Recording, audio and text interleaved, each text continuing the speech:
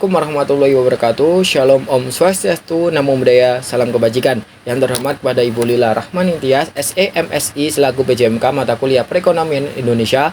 Pada hari ini, saya Usman Nur Afandi dengan nomor NIM 141221019 ingin mempresentasikan pra-proposal dengan judul Pengaruh Pertumbuhan Ekonomi, Upah Minimum, Tingkat Pengangguran Terbuka, dan Tingkat Pendidikan terhadap jumlah penduduk miskin di wilayah Kabupaten Kediri. Oke, next. Alasan pemilihan judul. Menurut saya, judul ini masih banyak permasalahan yang perlu dibahas ataupun diteliti, sehingga hal ini menarik perhatian saya untuk melakukan penelitian tentang judul ini. Berdasarkan data yang tertera di Badan PPS, persentase penduduk miskin di Kabupaten Kediri pada tahun 2023 adalah sebesar 10,72%, mengalami kenaikan sebesar 0,07% jika dibandingkan kondisi pada tahun 2022. Dengan persentase kemiskinan sebesar 10,72%,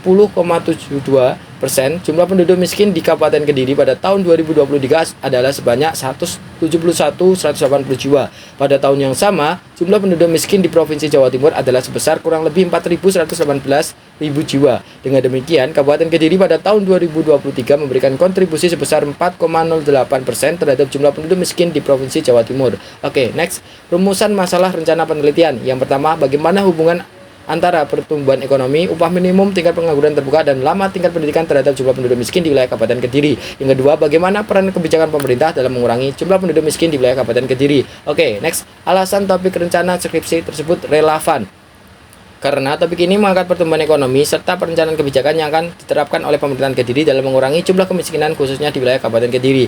Oke, next. Rumusan masalah penelitian dari paper acuan. Untuk rumusan ini sama seperti rumusan di atas tadi. Jadi, next. Oke, paper acuan utama penelitian. Jadi saya menggunakan paper yang tertera di layar ini. Oke, next.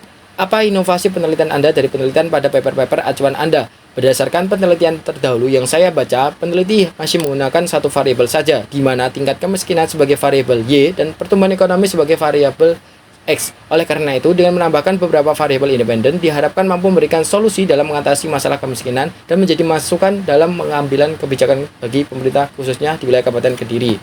Oke. Next, pihak yang mendapatkan manfaat penelitian.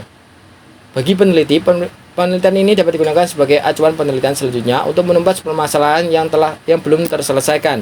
Yang kedua, bagi pemerintah, penelitian ini dapat digunakan sebagai solusi dalam mengatasi masalah kemiskinan dan menjadi masukan dalam pengambilan kebijakan. Kebijakan pemerintah yang relevan dengan penelitian. Yang pertama adalah kebijakan pertumbuhan ekonomi, kebijakan upah minimum, kebijakan pengangguran, kebijakan pendidikan, kebijakan kesejahteraan sosial, kebijakan dalam pengentasan kemiskinan. Baik, ini presentasi dari saya.